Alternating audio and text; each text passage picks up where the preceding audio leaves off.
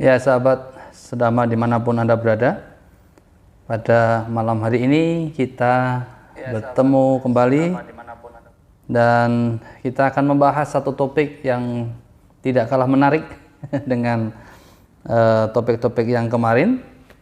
Tapi sebelum kita membahas lebih lanjut, kita tidak lupa memberikan salam Dhamma kepada sahabat-sahabat semuanya. Sotihotu Namo Buddhaya. Ya, terima kasih yang telah bergabung di channel saya RFS Broadcasting, yaitu berbicara mengenai Dhamma. Apapun di sini kita berbicara Dhamma, berbicara hal-hal yang baik, berbicara hal-hal yang benar, berbicara hal-hal yang menunjukkan perkembangan batin kita. Jadi jelas bahwa di channel ini ya, kita berbicara Dhamma yang indah pada awalnya, indah pada pertengahannya, dan indah pada akhirnya. Adi kalyanangwa, maji kalyanangwa, pario sana kalyanangwa. Ya, sahabat sedama yang luar biasa dimanapun Anda berada, bahagia itu ada di mana? Ya, banyak orang-orang yang berbicara bahagia, bahagia, bahagia. Ada yang berbicara bahwa bahagia itu di alam surga. Tapi kalau disuruh duluan pada tidak mau ya. Ya. Oh, bahagia sekali di alam surga. Bahagia sekali di alam-alam bahagia, di alam dewa dan lain sebagainya. Tapi begitu disuruh duluan tidak mau. Ya. Ya, ini yang kadang-kadang kita bingung juga. Ya, bagaimana mereka bisa mengatakan kalau bahagia itu ada di alam surga, kalau mereka belum pernah merasakan itu, ya, apa hanya sebuah imajinasi saja bahwa bahagia itu di surga begitu ya. Jadi tidak perlu kita harus jauh-jauh sahabat. Kita merasakan bahagia yaitu saat ini, pacupana kala. Ya, jadi waktu sekarang ini, saat ini, itu yang disebut sebagai pacupana kala. Jadi tidak perlu harus anagata kala. Ya, jadi bahagia itu di mana? Ya, nanti setelah kematian misalnya. Kalau kita masih bisa merasakan setelah kematian, ya, banyak orang itu terlalu gegabah. Ya, ingin merasakan kebahagiaan itu setelah kematian. Tapi mereka tidak pernah menyadari apakah karma mereka mendukung untuk merasakan kebahagiaan. Nah ini ya, kadang-kadang orang itu sukanya mau bahagia tapi tidak mau proses. Semuanya mau serba instan. Itu tidak ada kamusnya. Ya, jadi sahabat sedama yang luar biasa. Jadi kalau kita secara logika sajalah, Anda mau ke Jakarta, Anda tidak bisa lompat begitu saja ya. Apakah ada orang dari Semarang, dari Surabaya lompat sampai Jakarta begitu? Ada nggak yang begitu? Ya, kalaupun harus naik pesawat itu juga butuh proses. Harus beli tiket pesawat, harus ke airport, harus lewat gate-nya, harus menunggu lagi di waiting room-nya. Ya, begitu sudah ada panggilan baru kita naik ke pesawat ya, boardingnya. Nah, baru kita bisa terbang itu. Nah, bayangkan, itu sebuah proses yang harus dilalui. Jadi sesungguhnya sahabat, tidak ada yang instan sebenarnya. Tidak ada. Mau makan saja itu juga harus butuh proses. Ya. Kita mau makan saja itu butuh proses. Jadi tidak tiba-tiba muncul begitu. Anda mau makan saja, walaupun istri Anda yang menyiapkan, istri Anda yang memasak, tapi ketika Anda mau makan, itu juga butuh proses.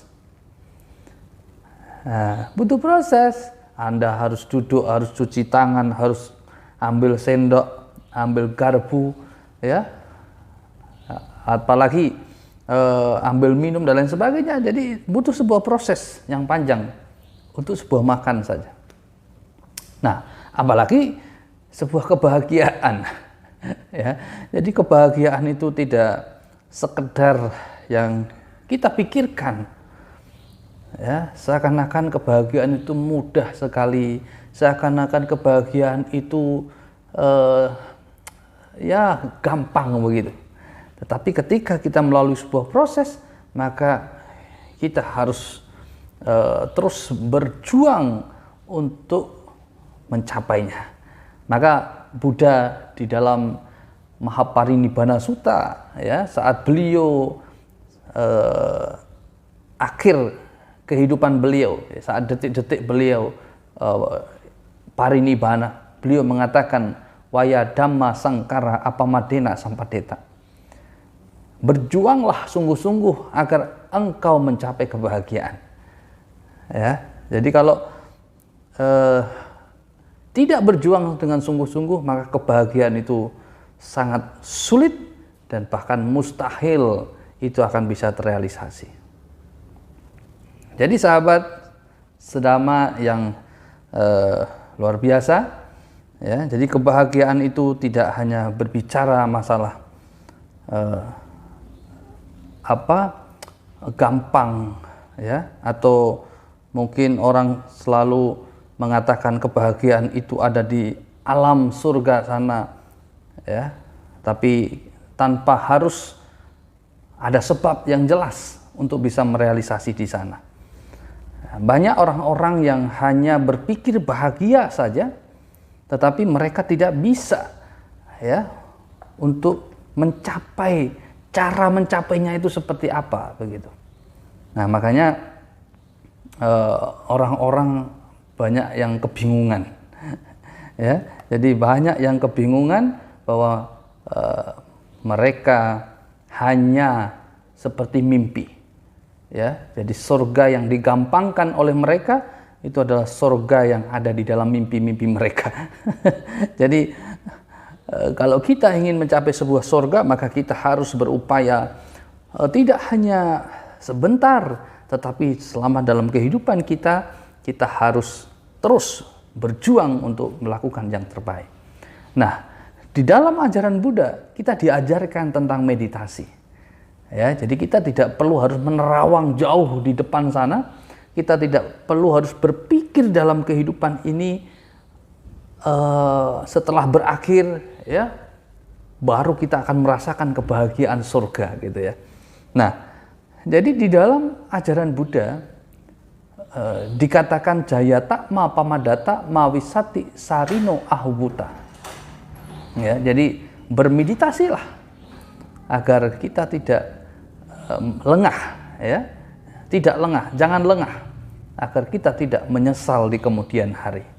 Nah, ini bermeditasilah, bahwa kita dianjurkan untuk meditasi. Kita dianjurkan untuk merenungkan, ya, kebahagiaan itu ada di mana.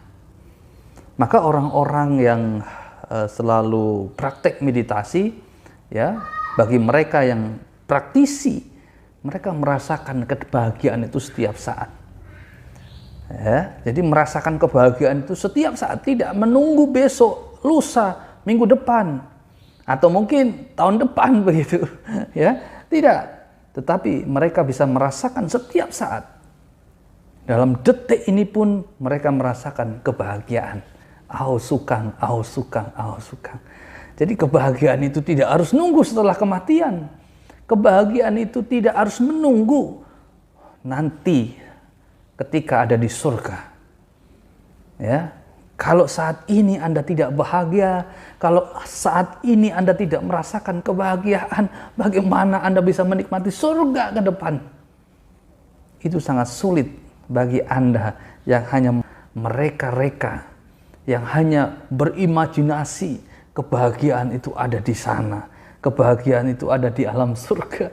Tetapi hari ini prosesnya, ya, tidak kita lakukan.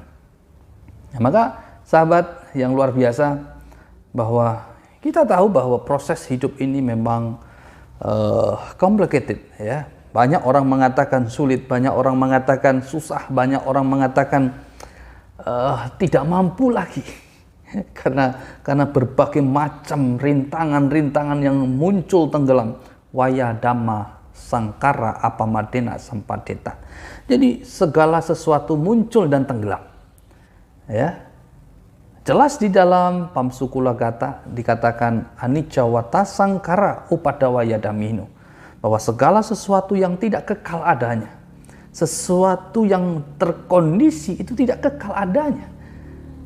Semua muncul dan tenggelam, muncul tenggelam, muncul tenggelam begitu.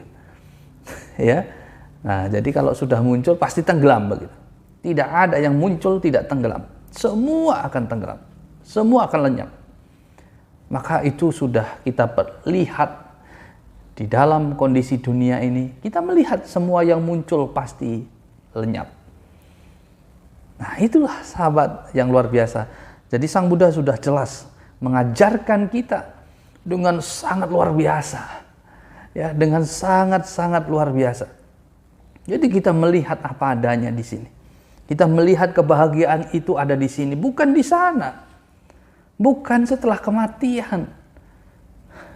Maka orang-orang yang sering meditasi, duduk, mengamati napas, mengamati Buddha, itu adalah orang yang bahagia. Orang yang betul-betul penuh kedamaian. Ya. Jadi kalau orang yang tidak damai disuruh duduk 5 menit saja itu susah sekali. Ya. Tapi bagi mereka yang penuh kedamaian, penuh kebahagiaan, 1 jam, 2 jam, 3 jam, tidak bergeming. Mereka menikmati ketika dia duduk. Mereka menikmati ketika dia jalan. Mereka menikmati saat mereka berdiri. Mereka menikmati saat mereka berbaring. Dan semua dinikmati dengan kebahagiaan batinnya. Itulah sahabat yang luar biasa. Jadi di dalam meditasi, Sang Buddha juga mengajarkan tentang rintangan-rintangan. Apa sih rintangan-rintangannya? Ya, yang pertama adalah kamacanda. Kamacanda ini adalah hawa nafsu yang ditimbulkan dari indria-indria kita. Ya, dari indria telinga, indria mata, penglihatan, penciuman, kecapan, sentuhan, pikiran. Ya, jadi itu adalah yang selalu membuat kita bisa terganggu. Ya, misalnya ketika Anda duduk meditasi, tapi pikiran Anda itu memikirkan rumah Anda, ya, kamar Anda, bantal Anda, guling Anda, makanan Anda, keluarga Anda, semuanya itu termasuk sebagai kamacanda. Ya, rintangan itu sangat membuat batin itu ya terpengaruh begitu ya. Jadi benar-benar merintangi kemajuan batin. Nah, makanya nafsu kesenangan terhadap objek ya, kadang-kadang kita senang terhadap sesuatu ya, apalagi HP misalnya. Orang mau meninggalkan HP 1 menit aja susah kali ya. Ya, 1 menit saja kita ketinggalan HP itu seperti sudah tidak ada hidup lagi. Ya, bayangkan. Tapi kehilangan keyakinan bertahun-tahun itu kadang-kadang biasa saja gitu. Ini yang kadang-kadang aneh. Ya, saya juga mencari kenapa.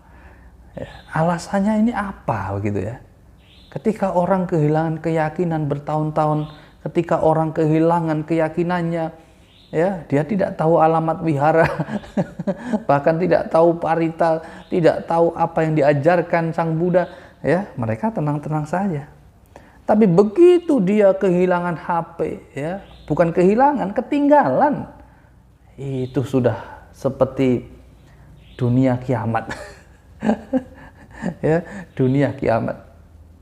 Nah, jadi betul-betul mereka tidak menyadari bahwa itu adalah sebuah kesenangan indria yang sangat berbahaya. Ya, jadi harus mengarahkan perhatian, harus berkonsentrasi, harus terfokus ya terhadap objek dengan penuh usaha untuk menghentikan munculnya nafsu-nafsu kesenangan indria tersebut. Ya, kita setidaknya harus bisa memutus itu, berusaha untuk bisa memutuskan ya pada saat duduk meditasi. Jadi kita tidak melekat terus setiap saat gitu ya, tapi saat-saat duduk meditasi kita itu betul-betul bisa mengendalikan pikiran itu sendiri. Ya, jadi jangan membawa kambingnya, sapinya, mobilnya. Baru mau duduk 5 menit saja ya ingat mobilnya, nanti kesenggol, nanti kebawa angin lah, apalah, kecoret lah dan lain sebagainya. Ini kadang-kadang kan bisa memengaruhi pola pikir kita. Ya, yang kedua, rintangan yang kedua adalah bayapada. Ya, ini adalah niat jahat.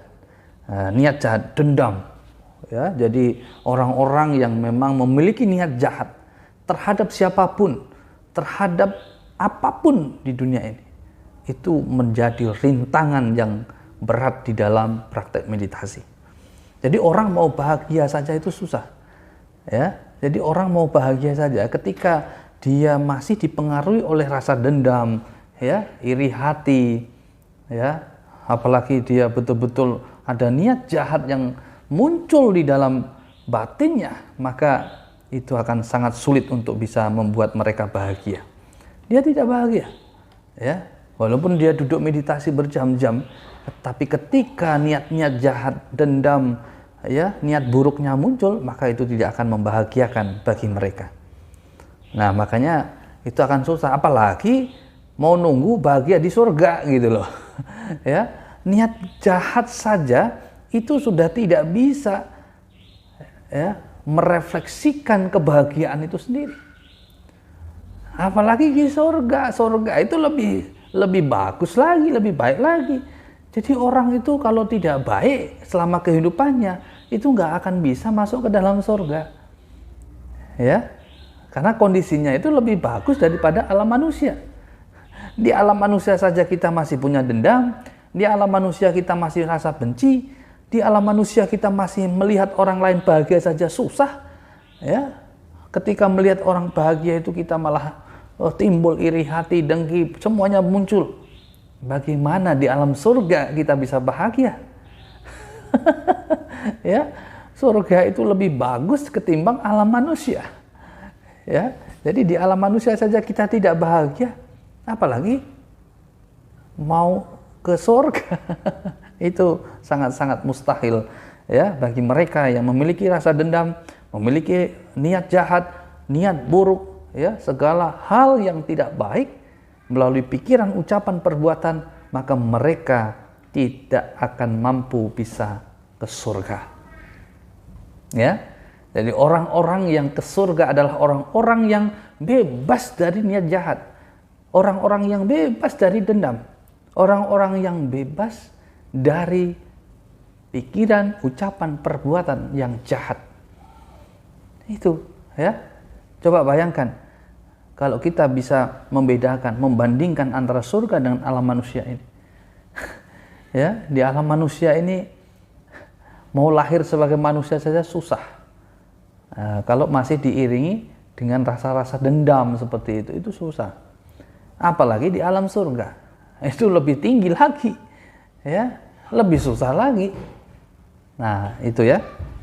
Jadi sahabat yang luar biasa, ini sudah ada saudara kita, sahabat kita Atat Lim, ada Bapak Jiaping, ya, Namo Buddhaya. Selamat malam semuanya. Ya, bisa di-share ke teman-teman, ke sahabat-sahabat kita supaya mereka bisa bergabung di sini. Ya. Ya. Jadi itulah yang dikatakan sebagai keinginan jahat atau bayapada. Lalu yang ketiga, ya, yang ketiga itu adalah tinamida. Ya, tinamida, kemalasan. Ya, di samping kemalasan juga kelambanan, lamban, malas. Ya, jadi orang yang malas, orang yang lamban mau ke surga. Jadi para dewa itu ketawa itu. Ya, jadi mereka ketawa melihat orang-orang yang punya niat ke surga tapi malas. Jadi bagaimana mereka tidak ketawa? Ya, kalau ke surga itu butuh perjuangan, butuh proses yang betul-betul bajik, proses yang betul-betul baik dan benar. Jadi kalau orangnya malas, mau berbuat baik malas, mau meditasi malas, menjalankan sila malas, ya, pikirannya itu meraba kesalahan orang lain, ya, melihat kesalahan orang lain, menilai orang lain, ya, jadi melakukan hal-hal itu untuk orang lain gitu, untuk dirinya enggak. Nah, bagaimana mereka bisa ke surga? Ya, jadi orang-orang yang memiliki sifat tinamida, ya, malas, lamban, ini orang-orang yang nggak bakalan ke surga, nggak akan ke surga, ya. Yang tadi punya niat jahat itu nggak bakalan ke surga. Yang punya niat buruk, ya, terhadap makhluk apapun di alam semesta ini, mereka tidak akan bisa ke surga. Ya, kita tahu surga itu lebih tinggi dari alam manusia. Ya, itu nggak akan kita. Jadi kalau pikirannya ke arah yang jahat, yang buruk, ya itu nanti ya ke yang jahat, yang buruk gitu ya. Tapi kalau kita berpikirnya baik, berpikirnya itu sesuatu yang indah, nah itu juga nanti akan ke sesuatu yang indah. Surga itu diimajinasikan atau diimplementasikan begitu, sesuatu yang sangat indah, ya, sesuatu yang sangat indah. Kalau sesuatu yang indah itu harus didukung dengan yang indah. Jadi bukan dengan yang tidak indah. Nah, makanya Buddha mengatakan dhammo papeti sugating. Orang yang mempraktekkan dhamma maka ia akan ke surga. Ya. Nah, jadi orang-orang yang mempraktekkan dhamma dia akan ke surga. Dia akan bahagia. Karena apa? Karena dhamma itu adalah kebaikan itu sendiri, kebenaran itu sendiri, ya. Jadi kalau orang selalu praktek benar, praktek baik, maka itulah mereka akan ke surga. Nah, jadi kalau mereka tidak praktek baik, walaupun dia pengikut Buddha, ya, walaupun dia mungkin punya jabatan tinggi dalam agama Buddha, maka mereka juga tidak akan lepas dari hukum karma. Nah, jadi semua itu akan ada hukumnya masing-masing. Ya. Nah, jadi kalau kita sebagai umat biasa, ya kita sebagai umat biasa, ya kalau kita berperilaku baik, ya, moral baik, sifat baik, nah, tidak macam-macam lah pikiran kita terhadap yang lainnya, maka itu akan bisa memengaruhi kita terlahir di alam surga. Ya, maka orang-orang yang berbuat baik itu adalah orang-orang yang akan bahagia di dunia ini maupun di dunia selanjutnya. Nah, ida modati, peca modati, kata punyo ubayata modati, so modati, so pamodati, diswakama wisuda matano.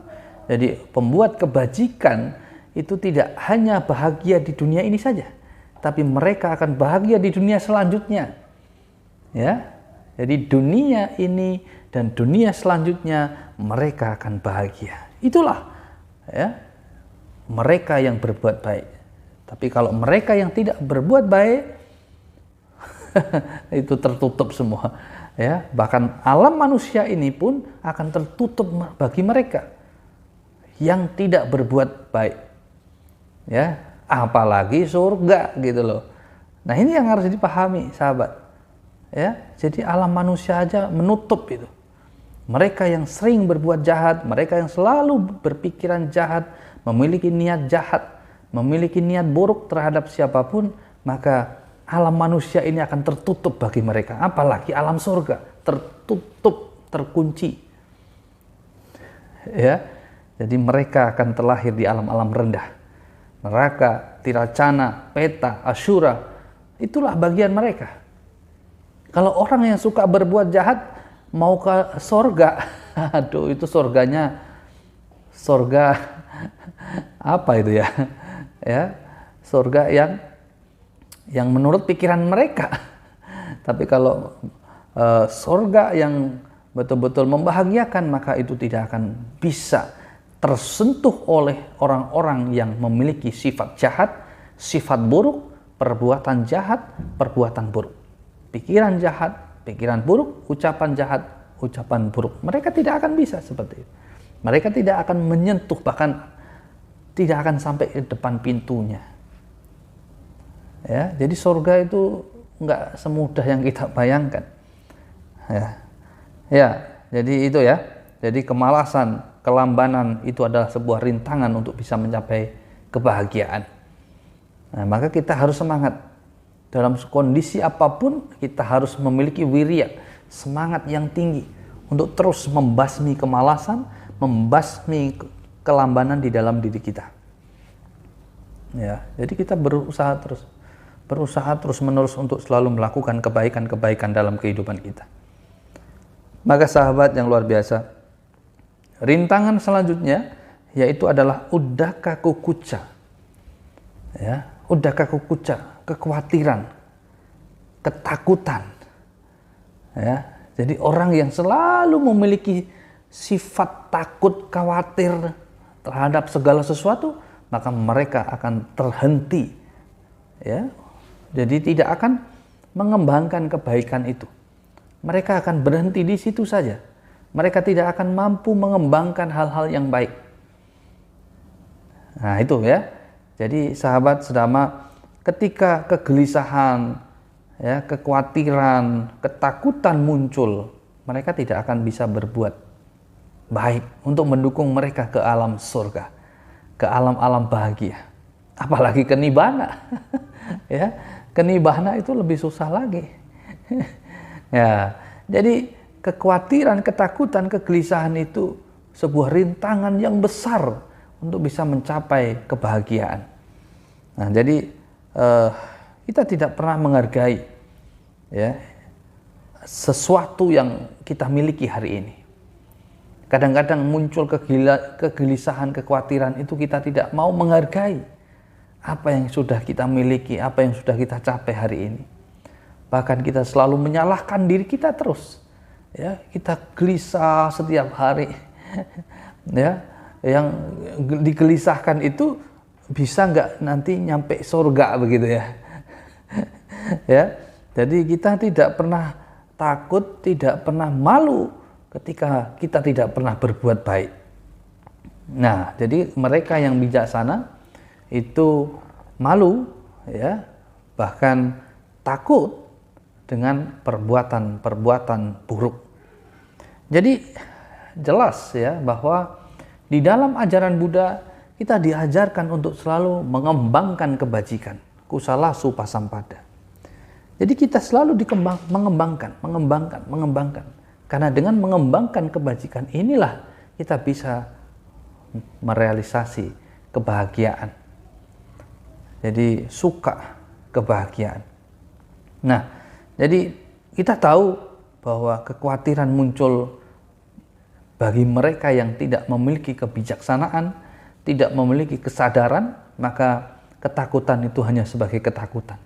Tapi mereka yang sadar, mereka yang bijaksana, mereka takut. Bisa muncul ketakutan, tapi takut ketika mereka tidak bisa berbuat baik. Ya, jadi kalau hari ini tidak berbuat baik, takut, khawatir, ya, kenapa ya saya tidak berbuat baik gitu ya. Nah, kalau misalnya minggu ini kita tidak berbuat baik, kok kayaknya ada yang kurang begitu ya. Nah, jadi itulah kekhawatiran bagi mereka yang bijaksana. Kekhawatiran yang memang bisa mengembangkan batin. Jadi bukan hanya kekhawatiran, ketakutan dengan hal-hal yang belum bisa direalisasi. Ya. Takut nanti nggak di surga, tapi tidak mau berbuat apa-apa. Takut nanti tidak misalnya ketemu dengan yang lainnya di surga gitu ya. Dianggap surga itu seperti taman wisata. Dianggap surga itu seperti lapangan bola begitu ya. Nanti bisa ketemuan di sana. Ya, jadi nggak bisa seperti itu. Ya, kecuali kalau kita memiliki kapasitas kama yang sama. Ya, jadi kapasitas kama, kualitas kama yang sama ini baru bisa menemukan, ya, bisa mempertemukan kita dengan yang lainnya. Kalau saya dengan Anda sama-sama berbuat baik, ya, memiliki kebajikan yang sama, misalnya 60% lah ya, 60% kebaikan yang kita tanam. Sama-sama 60%, nah ini bisa ketemu. Tapi kalau Anda 60%, saya baru 20% misalnya, ya nggak ketemu saya. Ya, itu sangat sulit ketemu Anda. Makanya itu, jadi harus sama begitu, harus sama. Nah, Jadi kita harus bekerja keras untuk menghentikan munculnya kegelisahan dan penyesalan, kekhawatiran, ketakutan yang tidak ada gunanya. Jadi kalau tidak ada gunanya, ya sudah, kita stop dulu. Jadi jangan dibiarkan itu berkembang menjadi besar. Ya, kalau kita biarkan terus-menerus, maka itu akan menjadi besar. Nah, ya. Jadi sahabat yang luar biasa, memang ketika kita sadar bahwa kebahagiaan itu bisa kita rasakan hari ini, maka sesungguhnya kita pun akan bisa berpikir bahwa surga itu ada di sini. Surga itu ada saat ini. Karena surga atau sugati itu adalah kebahagiaan itu sendiri. Ya, kebahagiaan itu sendiri. Ya, jadi kalau bahagianya saat ini itu sudah menjadi manifestasi dari surga itu sendiri. Manifestasi, ya. Jadi setelah kematian maka kita akan bisa merasakan indahnya surga. Seorang damika, orang yang selalu berbuat baik, kalau sehari saja dia tidak berbuat baik, dia seakan-akan ada yang kurang. Bahkan dia tidur pun tidak bisa. Dia mau makan pun susah kalau dia tidak berbuat baik. Bayangkan, itulah seorang damika yang luar biasa. Dia berbuat dan berbuat. Nah, ketika dia mau meninggal, ya, ketika para biku sedang membacakan parita, nah, pada saat itulah seorang damika melihat ada kereta emas yang akan menjemputnya. Ya, kereta emas. Bayangkan, itu adalah sebuah gati nimitta, gambaran alam selanjutnya. Nah, jadi kereta emas itu sebagai gati nimitta, sebagai gambaran bahwa kehidupan selanjutnya itu adalah membahagiakan. Emas, the golden, itu adalah happiness. Jadi kebahagiaan itu sendiri. Nah, makanya sahabat yang luar biasa, jadi seorang damika akhirnya terlahir di alam tusita. Ya, jadi tusita luar, ya, istana luar. Jadi damika karena kebajikannya yang luar biasa. Maka kita harus berbuat baik. Ya, jadi kalau mau lahir di surga harus banyak-banyak berbuat baik. Kalau kita tidak mau berbuat baik, malas, lamban, takut, khawatir, ya, ragu-ragu dan lain sebagainya, maka kita tidak akan mampu merasakan surga. Nah, yang kelima yaitu mengenai wicikicca. Jadi di dalam rintangan meditasi itu sendiri, wicikicca ini juga sebagai rintangan yang berat. Keraguan terhadap Buddha, Dhamma, dan Sangha. Kita muncul keraguan terhadap Buddha, Dhamma, dan Sangha. Nah, ini juga membahayakan bagi kita. Ya. Jadi kenapa bahaya? Ketika kita sudah meragukan Buddha, Dhamma, dan Sangha, berarti kita meragukan semua ajaran. Ya, berarti kita sudah tidak meyakini apa yang kita lakukan, dan itu akan menutup kebahagiaan itu sendiri.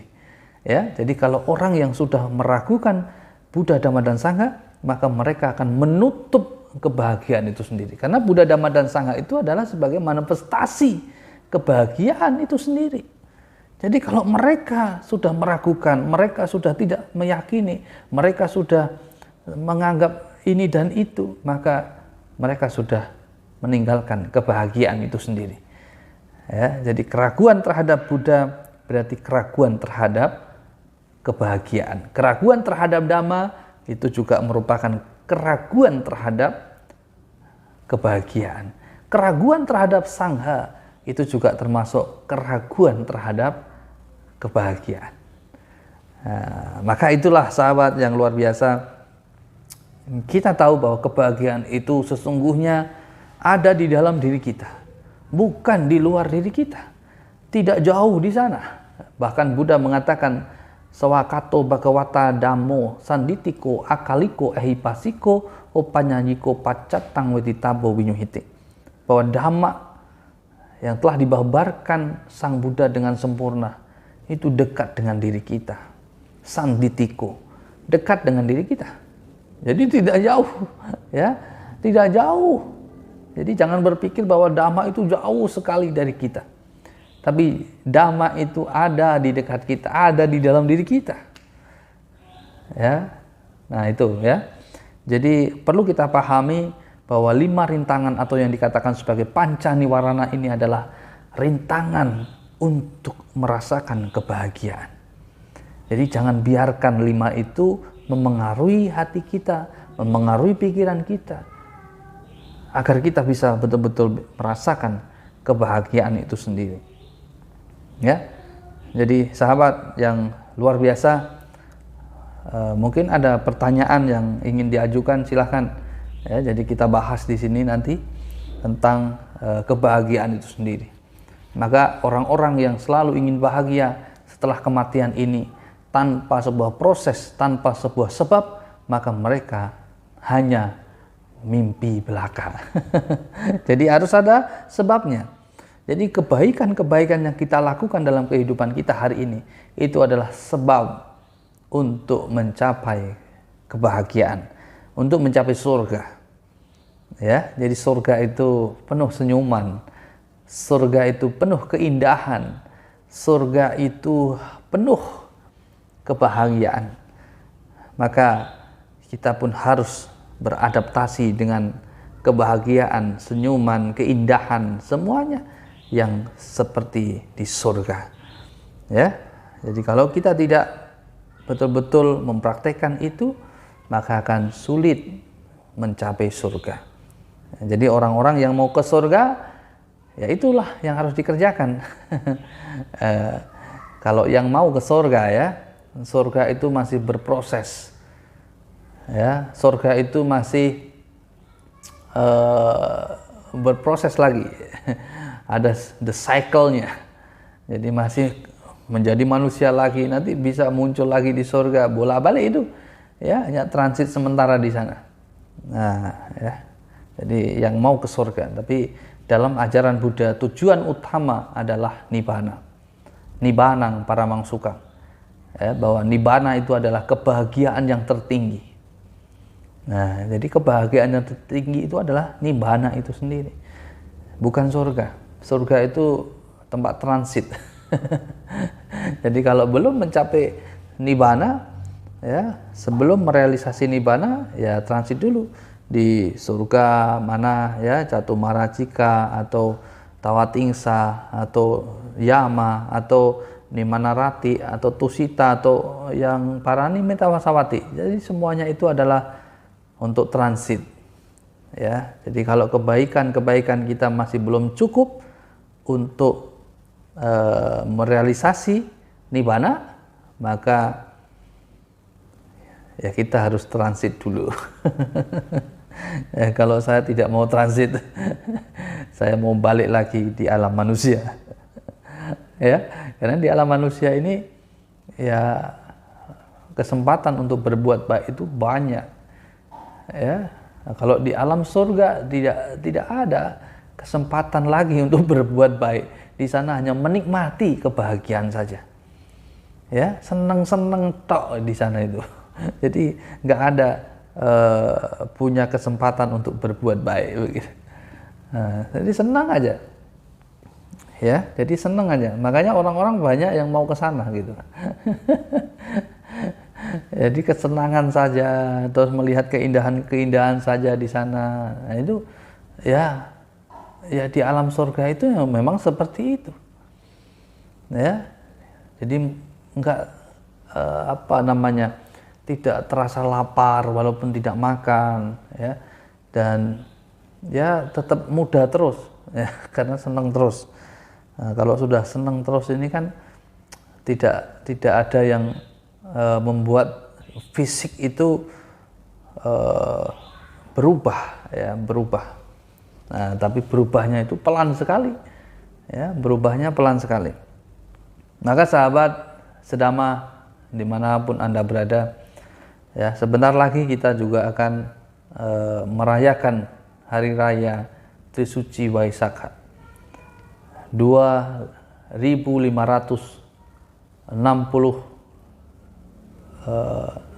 ya, 65 atau 65 misalnya. Ya, jadi sudah sangat tua usia ajaran ini. Nah, maka bagi kita yang mewarisi ajaran Buddha ini, tentu kita bersyukur ya, karena masih bisa mempraktekkan ajaran yang sangat luar biasa. Nah, ya.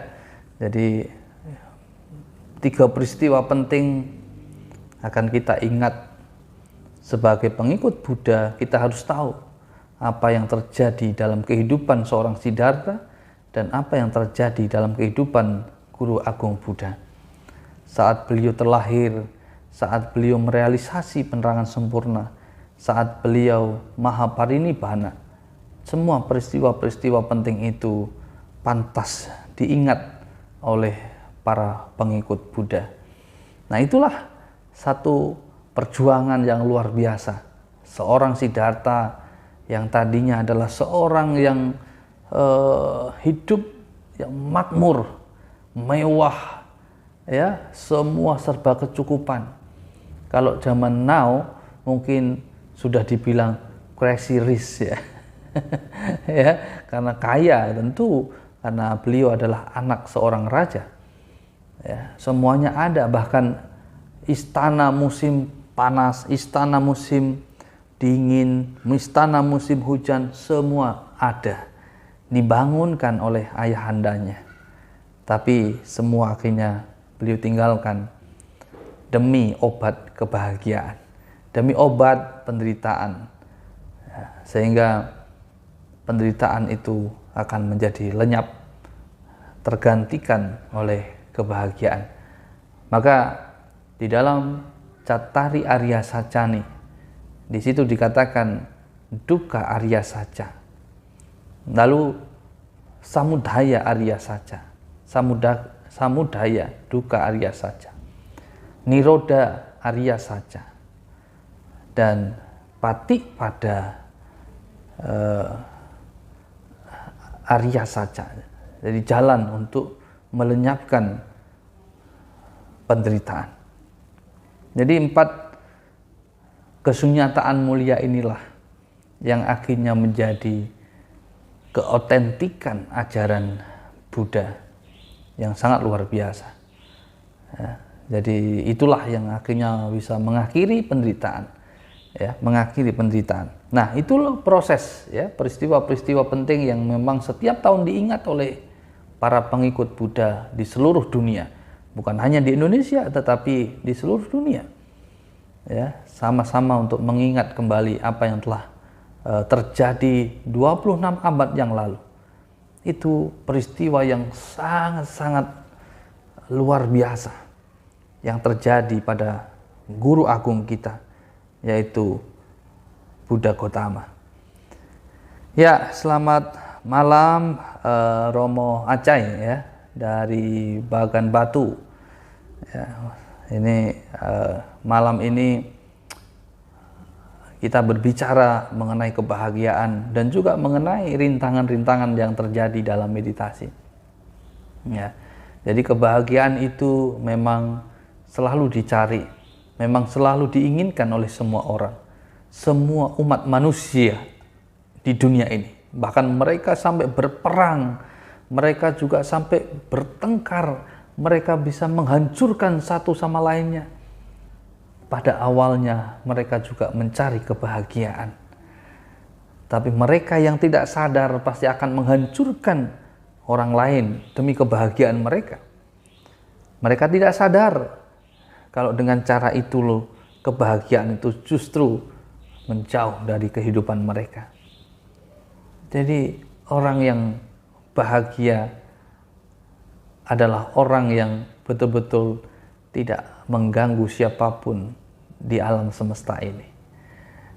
Jadi hidup rukun, hidup damai, dan betul-betul mereka cinta terhadap kebahagiaan itu sendiri. Jadi kalau cinta kebahagiaan, maka mereka bahagia. Ya, kalau mereka tidak cinta kebahagiaan, bagaimana mereka bisa bahagia? Ya, berarti mereka menjauhi diri dari kebahagiaan itu sendiri. Mereka menjauhkan diri dari suka itu sendiri. Maka sahabat yang luar biasa, jadi kebahagiaan itu harus kita dekati. Seperti ketika kita ingin mengenal seseorang, maka kita harus mendekati. Ya, jadi bukan kita menunggu didekati begitu.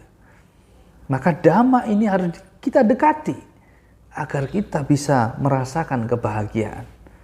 Kalau dhamma ini sudah kita hindari, dhamma ini sudah kita tinggalkan, maka sampai kapanpun Anda tidak akan bisa mendapatkan kebahagiaan. Ya, jadi karena kebahagiaan itu ya dhamma itu sendiri. Dhamma ya kebahagiaan, kebahagiaan adalah dhamma. Nah, itu. Jadi sahabat yang luar biasa, kita telah tahu dhamma, mengenal dhamma itu adalah sebuah kebahagiaan.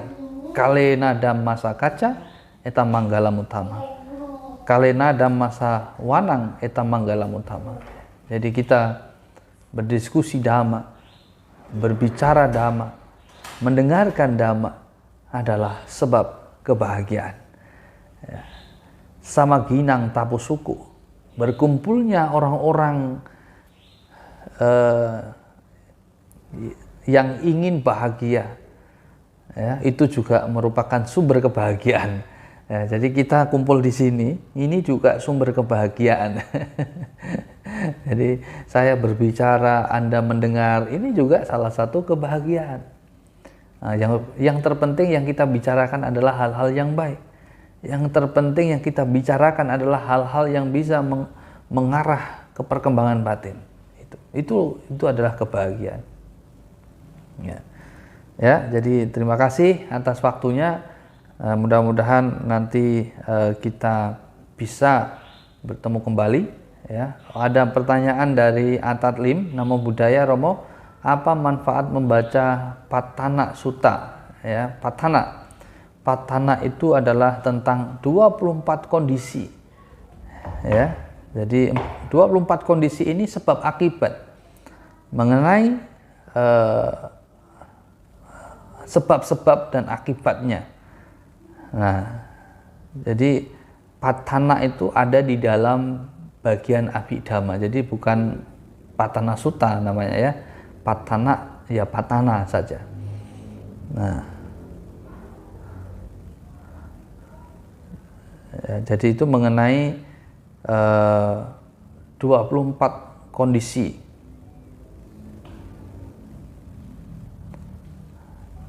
Ya, kalau kita belajar Hetupacayo, ya, nah, jadi itu juga akan bisa mengingatkan kita. Jadi sebab untuk mencapai sesuatu itu harus ada, begitu. Nah, maka Patthana itu bisa juga berhubungan dengan kehidupan kita sehari-hari. Nah, jadi berhubungan sekali. Jadi tidak jauh dari kehidupan kita. Karena Patthana itu ya memang ya melalui Aryapata kita, ya, apa gerakan-gerakan tubuh jasmani kita. Nah, dan itu yang dikatakan hubungan dari kondisi-kondisi. Nah, itu dhamma yang memang sangat luas, ya, sangat luas dan dalam. Jadi siapapun yang mempelajari Patthana setelah mengetahui, ya, akan merasa bahagia dan semakin mengagumi pengetahuan dari Guru Agung Buddha itu sendiri.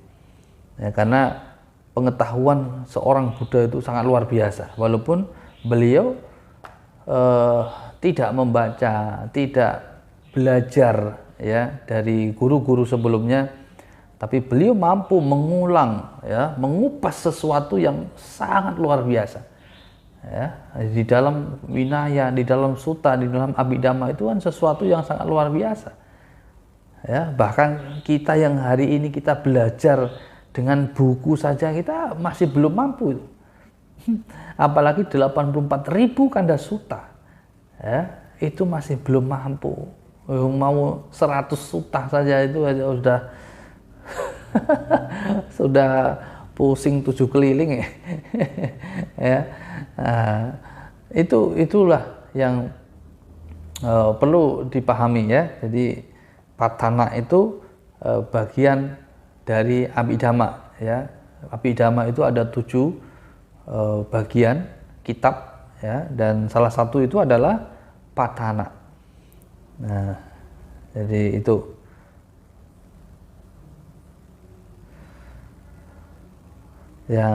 Yang pertama ada Dhammasanggani, ya, ada Wibangga, Datu Kata, ada Punggala Panyati, ada Kata Watu, ada Yamaka, ya, dan yang ketujuh adalah Padhana. Nah, jadi Padhana ini kitab yang ketujuh dalam Abhidhamma. Nah, jadi kalau kita mau belajar itu, ya kita tentu mengetahui hubungan kondisi-kondisi yang ada di alam semesta ini, ya, kondisi-kondisi yang ada di dalam diri kita. Sebabnya ini, akibatnya ini, begitu.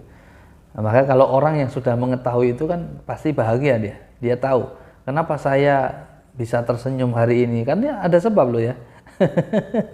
Pasti ada sebab.